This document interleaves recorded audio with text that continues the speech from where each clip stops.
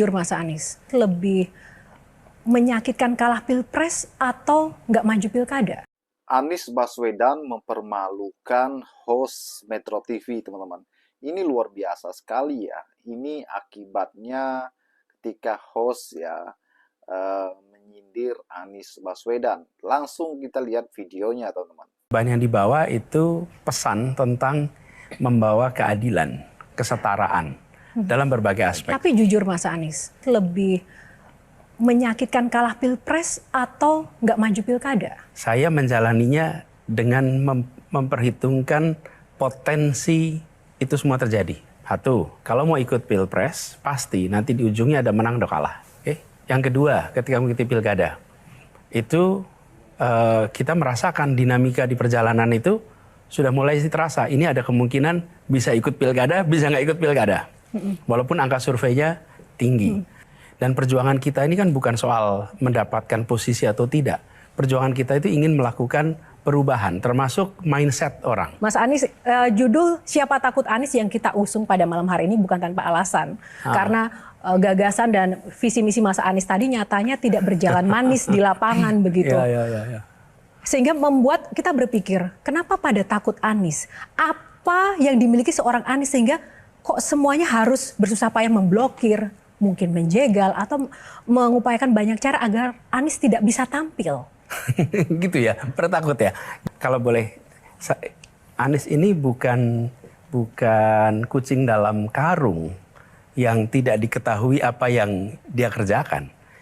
Ada rekam jejak yang orang bisa lihat kok. Rekam jejak itu.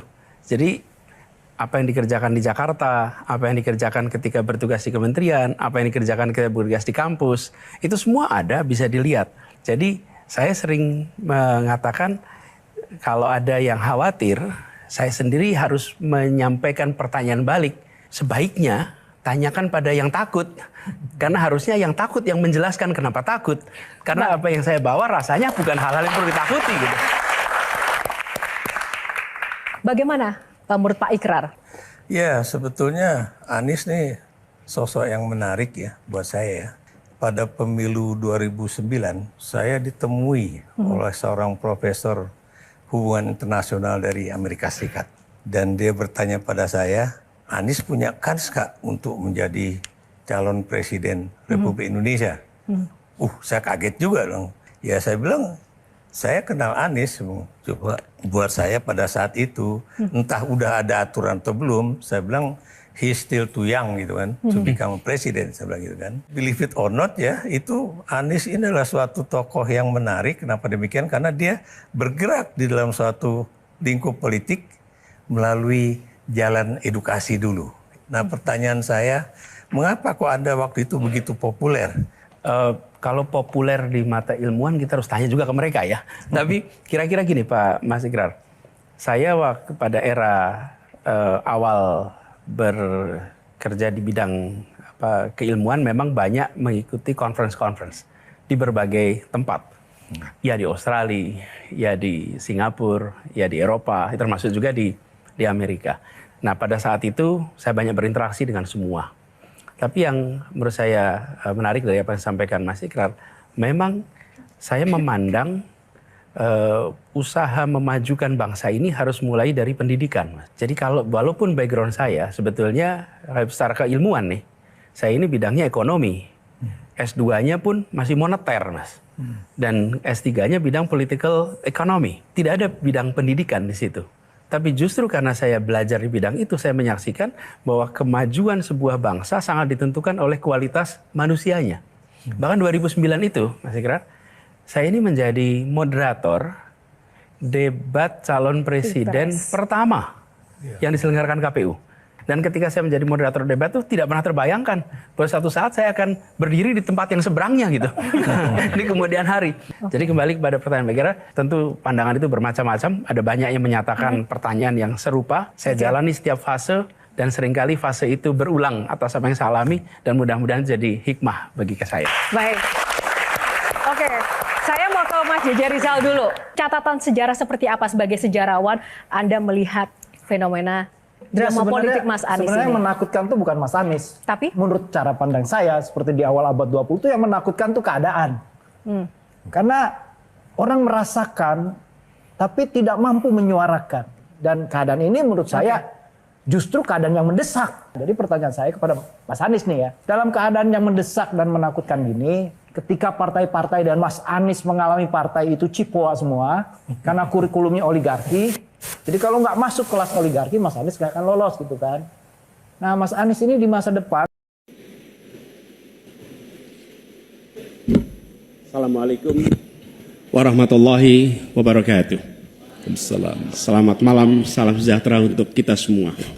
Ibu, Bapak, saudara-saudara sebangsa setanah air yang sangat saya cintai. Persoalan terbesar bangsa kita hari ini, republik kita hari ini adalah ketimpangan, ketidaksetaraan, ketidakadilan. Ketimpangan antara Jakarta dan luar Jakarta, Jawa, luar Jawa, kaya, miskin, desa, kota, pendidikan umum, pendidikan agama, pendidikan kejuruan, dan pendidikan teknis. Ini semua adalah ketimpangan yang hari ini menjadi fenomena membahayakan bagi republik ini. Bahkan di bidang perekonomian, segelintir orang menguasai sebagian besar perekonomian kita. Ketika republik ini didirikan, para pendirinya 60-an orang anggota BPUPKI, mereka adalah orang-orang terdidik, mereka adalah kaum yang privilege, tapi mereka mendirikan republik untuk semua, bukan mendirikan republik untuk kepentingan dirinya, golongannya, ataupun keluarganya. Mereka mendirikan ini untuk semuanya. Kekuasaan yang dibangun untuk memberikan kesempatan kepada semua. Sekarang kita jauh dari cita-cita republik ini. Ketika para pendiri itu kaum intelektual, mereka memilih berjuang di jalur politik. Saya berangkat sebagai pengajar, mendapat panggilan tugas di wilayah politik. Kami akan membawa gagasan pendiri republik untuk kembali mewarnai republik ini, untuk bisa mengarahkan republik ke depan agar kembali pada format awal. Apa masalah hari ini? 45 juta orang belum bekerja dengan layak. Bicara jaminan sosial, lebih dari 70 juta orang tidak punya jaminan sosial. Bicara pendidikan, jauh dari kota, terpencil, masa depan jadi suram. Kemampuan tinggi, kesempatan tidak ada. Sangat frustrasi melihatnya. Kesehatan mental, kekerasan seksual, lebih 15 juta orang jadi korban. Ini problem-problem yang tidak menjadi kepedulian segelintir elit. Ini adalah kepedulian rakyat kebanyakan. Karena itu dalam perjalanan kami 1 tahun, kami menemukan jutaan rakyat yang berbondong-bondong menginginkan perubahan. Mereka membuat poster rakyat, membuat posko rakyat, mendoakan dari tempat yang tidak kita lihat. Poster-poster itu cemerlang karena bukan didanai dari uang dari Jakarta, tapi didanai oleh keringatnya yang jernih hasil kerja kerasnya. Ini adalah keinginan perubahan. Apa yang ingin kita capai? 1, kita akan memastikan hidup sehat dan bila sakit ada pertolongan cepat. Tumbuh cerdas dengan biaya terjangkau. Keluarga sejahtera karena upahnya layak. Dan bila membutuhkan diberikan bansos sesuai kebutuhannya. Bansos plus. Bukan memberikan bansos untuk kepentingan yang memberi, tapi untuk kepentingan yang diberi. Dan warga negara yang bangga dengan negaranya. Karena dijaga budayanya dan etikanya dijaga tinggi. Kita menginginkan persatuan karena ditopang dengan rasa keadilan. Persatuan itu tidak mungkin terjadi dalam ketimpangan.